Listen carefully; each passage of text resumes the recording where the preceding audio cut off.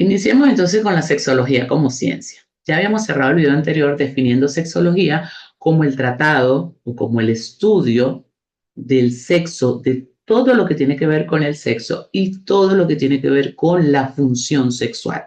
Eso está soportado en el FLACE 2014 o en el Manual Diagnóstico de Sexología MDS 3 2014.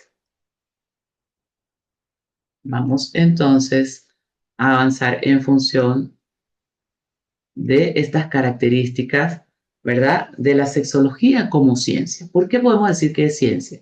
Porque tiene un objeto de estudio propio. ¿Cuál es el objeto de estudio de la sexología?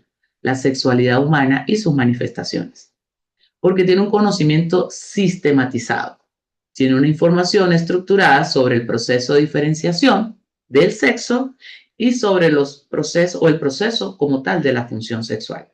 Tiene objetivos verificables a través de la investigación y el análisis basado en evidencia de lo que a continuación vamos a estudiar. Tiene método científico, tiene estrategias de investigación, tiene terapias respaldadas por método científico, por ensayos conductuales, por revisión, ¿sí? Por contrastación de datos y verificación. Dentro de los fundamentos y contribuciones claves podemos tener entonces a pioneros en la investigación. Tenemos a Alfred Kinsey, ya se los había mencionado brevemente, y su análisis sociológico del comportamiento sexual del hombre y mujer en 1948-1953. Hizo un estudio longitudinal, entrevistó a más de 10.000 personas, entrevistas súper largas, por supuesto cuestionado la forma como llevó la entrevista, cómo seleccionó los sujetos, todo eso cuestionado, pero era el método que él concibió en su momento, en su época, ¿sí? Y con esto él determina una gran variante de comportamientos sexuales, pero también descubre y crea, básicamente, en función de sus estudios, esa escala de bisexualidad, donde muy pocas personas están en el 100% hetero y en el 100% homo. Y hay una escala que va llevando al individuo a más o menos experiencias o fantasías o alguna conexión, si es hetero, alguna conexión homosexual y si es homo, alguna conexión heterosexual. Y así va hasta que llega un punto medio donde el individuo mayormente puede ser bisexual con disfrute, placer, conexión y romance con personas de su mismo sexo y personas del sexo opuesto. En una misma persona puede estar esa variante. Entonces, es para darnos cuenta que hay mucho estudio, mucho respaldo a favor de lo que vamos a estudiar posteriormente. También está el método experimental de William Master y Virginia Johnson, otros atrevidos, ¿sí? El ginecólogo, ella era la asistente, la secretaria, luego estudia psicología, pero en el interín experimenta, es una persona de mente muy abierta para su época y como decimos acá, le compró la pólvora. Él quería saber qué pasaba en esa incompatibilidad, ¿sí? Sexual de parejas que iban a su consulta ginecológica y empiezan a hacer todo un abordaje con experimentos, con aparatos, con tecnologías. Primero buscan una población que no iba a ser favorable para su estudio, porque contratan o estudian a un grupo de mujeres prostitutas y luego dicen, no, tenemos que buscar voluntarios, personas que tengan diferentes actividades y afinidades en el mundo y que quieran ser parte del estudio y que se ofrezcan como voluntarios y han recaudado una buena cantidad de voluntarios para sus estudios. Colocaron una especie de laboratorio, eh, un cuarto con vidrio, o sea, para poder, con ventana, para poder observar todo el proceso. Ellos no se veían observados porque del otro lado no se veía el reflejo de quién estaba de este lado, pero sí que les conectaban sus aparatos para registrar la frecuencia cardíaca, los cambios de temperatura en el cuerpo, podían observar lo que sucedía en el sexo y todo esto los llevó pues, con un método de laboratorio a estudiar la respuesta sexual. Fueron los que hablaron de la respuesta sexual, donde dicen hay una excitación, hay rasgos distintivos en la excitación, característicos propios de la excitación, una fase que llamaron meseta, una fase que llamaron orgasmo y una fase que llamaron resolutiva o resolución. Luego viene un desarrollo también teórico de Ellen Kaplan, ¿sí? Que se dedica al estudio de los trastornos del deseo sexual y crea la terapia sexual basando su estructura en la triada deseo, excitación y orgasmo. Entonces, estos pioneros generaron un gran cambio en su época para estudiar la sexualidad humana. Dentro de las aplicaciones de la sexología, vamos a ver el campo de trabajo, vamos a ver un campo clínico donde está el tratamiento de problemas sexuales abordando aspectos médicos y psicológicos. ¿Sí? Está el área médica, diagnósticos diferenciales, intervenciones quirúrgicas, compensación de efectos secundarios de medicación, y esto se encargan son ustedes, los médicos. ¿Sí? Los otros especialistas, los psicólogos, los educadores, nos vamos a otra área de formación. Entonces está el área psicológica, donde está el diagnóstico de procesos emocionales y vinculares en relación con las afecciones sexológicas, ¿sí? Y terapias específicas que también podemos aplicar. Y está el componente educativo, que es donde nos centramos en la prevención y la promoción de la salud sexual, aplicando metodologías y técnicas específicas, ¿vale? Entonces están los campos de acción. ¿Cuál es la importancia de esto? Bueno, buscamos en la resolución de problemas, la desmitificación y la educación, aplicando entonces prácticas para resolver dificultades individuales y sociales o de pareja o relacionales, y, por supuesto, buscando también la superación de estos mitos y tabúes sobre la sexualidad, promoviendo entonces bienestar y autonomía sexual. Porque la autonomía sexual parte de que tú eres un individuo sexuado desde el instante de la concepción hasta el día de tu muerte. Y si eres un individuo sexuado, tu sexualidad no depende de tu pareja y no le pertenece a tu pareja si es que tienes pareja. Y no es que la vas a empezar a disfrutar cuando tengas pareja. Es un derecho y es una condición de tu fisiología. Tanto un derecho ya luchado y ganado humanamente con conciencia, como una condición de tu ser por ser un ser sexuado. No es que eres homosexual, eres bisexual, eres heterosexual, no, eres un ser sexual.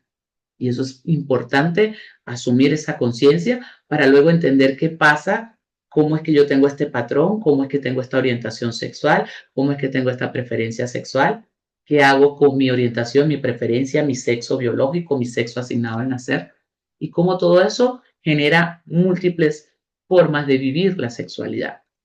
Entonces hay algunas definiciones claves que quiero que se lleven en conciencia y bien instaladitos y que lo repasen. Que la sexología, recuérdenlo, la rama del conocimiento que estudia el sexo y su proceso de diferenciación, así como también las alteraciones y la función sexual. El sexo como tal, que es, cuando dicen, ay, tuve sexo, no, usted no tuvo sexo, usted tiene sexo desde el mismo momento de la concepción, usted es un ser sexuado. Es el conjunto de características orgánicas, ¿sí? Que distinguen el varón de la hembra en esa anatomía fisiológica. Y el proceso de desarrollo del sexo se inicia cuando el espermatozoide se une con el óvulo y termina con la muerte. Tiene tres fases: programación, diferenciación y expresión. ¿Cómo me expreso? ¿Me expreso como una mujer? ¿Me expreso como una mujer femenina o una mujer hombruna? ¿Me expreso como un hombre masculino o un hombre afeminado? ¿Me expreso no binario? ¿Cómo me expreso en el mundo? Eso es importante y lo vamos a trabajar más adelante. Entonces, cuando hablamos del proceso de desarrollo del sexo, está la fase de programación. Brevemente, pero lo vamos a ampliar en la siguiente clase. Vamos a ver las características en la fase de programación que se dan por la unión del espermatozoide con un óvulo y la formación del cigoto. Y aquí hay una división, anidación e inicio de la formación gonadal indiferenciada. No podemos saber con qué sexo viene ese bebé, al menos en nuestra especie. Algo muy curioso me pasó cuando fui bueno, un viaje que hice, y estuvimos en un lugar donde tienen muchas tortuguitas que logran crecer a unos tamaños impresionantes y que viven más o menos 190 años. Resulta que para saber qué sexo tienen que esperar que tengan 20 años. Antes no se puede saber. O sea, son indiferenciados. Los tienen allí y no saben. Y todos ellos los protegen porque, bueno, ya sabemos que las tortugas ponen sus huevitos en un lugar y se van, y luego nacen toda esta camada de tortugas, salen del cascarón y tienen que tocar la orilla de mar. Y después que tocan la orilla del mar es que ellos los recogen y se los llevan y los cuidan porque si no son depredados, por supuesto. Y como están en peligro de extinción, pues ahí, eso es un reservorio, un lugar donde los protegen. Pero lo curioso es esto, ¿no? Cada especie tiene su forma y su tiempo y su momento. El ser humano, como especie, necesita los primeros 6, 7 semanas, no se puede saber qué sexo tiene, porque están en fase indiferenciada. Pero luego viene la fase de diferenciación. Y esta se caracteriza por los cambios que ocurren en los conductos de Wolf y Müller en el tubérculo genital y en el cerebro. Ocurren cambios, ¿sí? Y esto está influenciado también por la cascada genética y hormonal. Entonces no hay una sola cosa, no hay una sola, es que tú tienes un cromosoma X, eso ya está listo, tú tienes el cromosoma Y, eso ya está listo. Hay un proceso bien complejo detrás de todo esto. Y al concluir esta fase es cuando se identifica la gónada y el fenotipo genital, lo que fenotípicamente se va a ver externamente. ¿Tiene pene o tiene vulva? Y esto puede evidenciarse en el momento del nacimiento. Cuando nace el bebé viene con un sexo biológico visible y entonces se le asigna pues el sexo, pues le dicen el sexo asignado al nacer, varón, hembra, género, masculino, femenino. Listo. ¿Por qué? Porque le estoy viendo fenotípicamente una vulva o un pene. ¿Sí? Claro que están las diferentes formaciones que se pueden dar por alteraciones en la fase de diferenciación interna, ¿sí? Y esto va a afectar pues la forma también de expresión más adelante. En la fase de expresión está la etapa final del proceso de desarrollo del sexo que va desde el nacimiento, fíjense, hasta la muerte. Esta fase nos va a acompañar y esta es una fase que se da mediado por el modelo fisiológico, mi biología y el modelo sociocultural. O sea, yo soy yo y mi contexto. Yo no soy solo yo.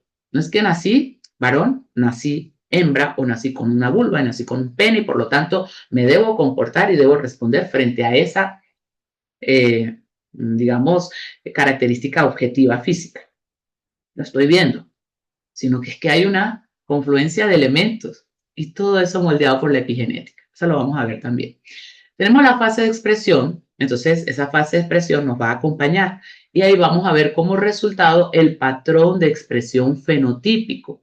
Ese patrón de expresión fenotípico conocido como expresiones de género o la diversidad de género que estamos viendo en el mundo, como más mediáticamente lo estamos viendo, pero muchos de ellos han existido a lo largo del tiempo, solo que no tenían los medios para mostrarse a las diferentes culturas y tener tanto intercambio cultural como lo tenemos hoy a un clic y enterarnos de cosas a un clic. Tenemos la epigenética entonces, que es el estudio de todos los eventos que llevan al desenvolvimiento del programa genético y fenotípico. Entonces, esta epigenética es fundamental. Se reconoce el papel fundamental que el ambiente extranuclear y social ejerce en la modulación de la actividad genética. En esencia, conservamos nuestra genética, pero es modulada por todos estos factores y hace que yo tenga una expresión diferente. Si nací en Alaska, si nací en África, o si nací en México, o si nací en la Patagonia. Todo va a ser diferente en función de la epigenética, de la cultura, del clima, del ambiente, de lo social, de lo psicológico que impera en el lugar donde esta vida se va a expresar. ¿Vale? Cuando hablamos de la función sexual, que son otros de los términos claves que se ven en sexología, que tenemos que tenerlo muy claro, está el proceso de la función sexual, el sexo y el proceso de la función sexual, las dos grandes elementos o variables que estudia la sexología. Dentro del proceso de la función sexual vamos a estudiar qué es la cualidad o deseo, ¿sí? ¿Qué es eso del deseo? ¿Cuáles son los elementos del deseo? Está la fase de estimulación, porque dentro del proceso de la función sexual está la fase de estimulación, la fase de respuesta sexual y está el tiempo de funcionamiento sexual. También vamos a ver la variante fisiológica, ¿sí? Que es la condición necesaria del organismo. Es una condición, variar es una condición del cuerpo y esto nos permite funcionar, ¿sí? Es un funcionamiento de los procesos fisiológicos, es propio de una fisiología. Entonces yo varío de intensidad, de latencia, tengo una respuesta, pero hoy no apareció, pero la tengo configurada por mi biología. Tengo una frecuencia, y las frecuencias varían. Hay días que tengo más frecuencia, hay días que tengo menos. Iniciando una relación tengo más frecuencia. A mitad de camino tengo menos frecuencia. Por situaciones varía la frecuencia. Y la contigüidad ante una situación estímulo aparece una respuesta. Eso también es variante. Todo es variante en la fisiología. Por eso ustedes pueden hacer un examen médico o hacer un estudio de cualquiera de todos los estudios que hacen y colocar rangos donde decimos esto está funcional o decimos aquí hay una alteración, no se está dando esto o está alterado por exceso o por déficit en los valores que se esperaría encontrar en el estudio. Ahí estamos hablando de variante. Y adicional a la variante, como socioculturalmente estamos modelados por aprendizajes, y entrenados y educados, pues tenemos la capacidad de discriminar.